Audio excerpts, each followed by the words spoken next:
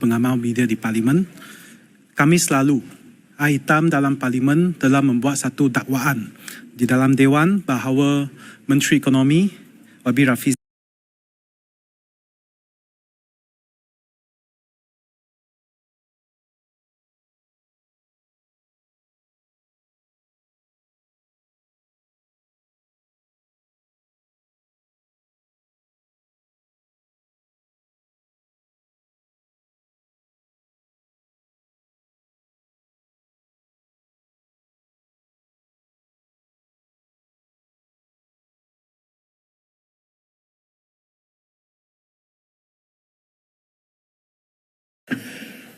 semua pengamal media di Parlimen, kami selalu hitam dalam Parlimen telah membuat satu dakwaan di dalam Dewan bahawa Menteri Ekonomi Wabi Rafizi telah memberi satu jawapan yang tidak tepat mengenai kos padu dan telah mengelirukan Dewan.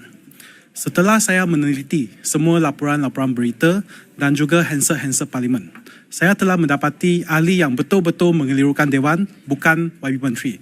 YB yang mengelirukan Dewan adalah hitam, Wee Ka Siong. Saya jelaskan mengapa. Ini laporan dari The Age. Ini yang Wee Ka Siong petik semasa dia bangkit isu padu pada Khamis lalu. Saya baca di sini. Padu expected to cost over 85 million over 3 years, Rafizi. The development and implementation of the Central Database Hub Padu system over 3 years from 2023 to 2025 is expected to cost 85.27 million.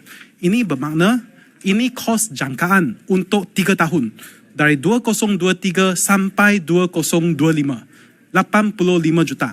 Dan bagaimana jawapan ini dibagi? Lihat di sini. This allocation is also for the operation of online and physical user registration.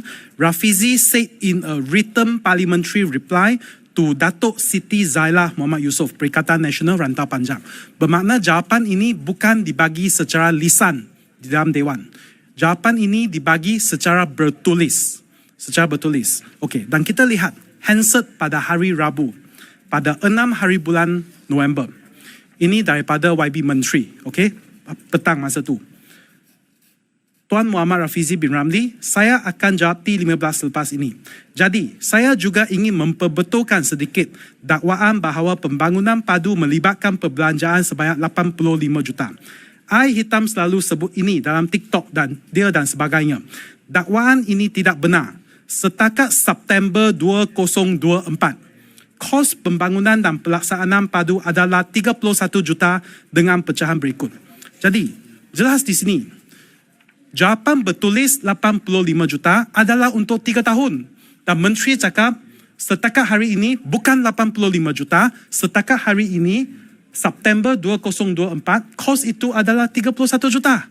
Jadi, apa salah? Dua-dua jawapan ini tidak bercanggah. Yang keliru adalah hitam, Wee Ka Siong. Dia sendiri yang keliru. Dia tak tahu macam mana nak baca laporan berita.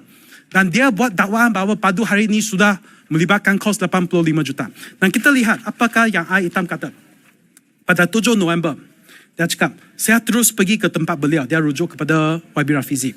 Saya kata, not fair to me. Sebab ini adalah data yang kamu bekalkan kepada ahli Parlimen dan dipetik oleh seorang insan bernama Wee Ka Siong, ahli Parlimen. Takkan penyata rasmi dalam Dewan ini pun saya silap. Jadi saya tanya dia, macam mana you boleh bagi jawapan macam tu? Okey, ada dua masalah di sini. Yang pertama, seperti tadi yang saya telah jelaskan, kedua-dua jawapan ini tidak bercanggah. Okey, tak bercanggah. Walaupun kita kira, okey, jawapan ini kurang tepat. Seperti apa yang I hitam dakwa. Tapi, apa yang diberi oleh YB Menteri secara bertulis, adakah yang melanggar apa-apa peraturan Dewan? Tak ada. Saya sudah cek peraturan Dewan dari muka surat 1 sampai muka surat akhir. Jawapan bertulis ini tidak, kalau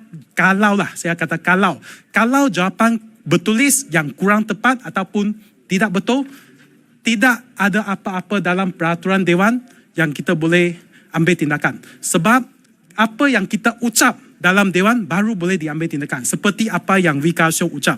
Dia kata di sini, dalam pernyataan rasmi, itu pun tidak betul. Sebab ini jawapan bertulis, mana ada masuk handset. Saya rasa ini pembangkang setiap kali mereka yang keliru. Mereka ingat dalam teks perbahasan tu itu masuk handset. Tak ada. Yang sebut baru masuk handset.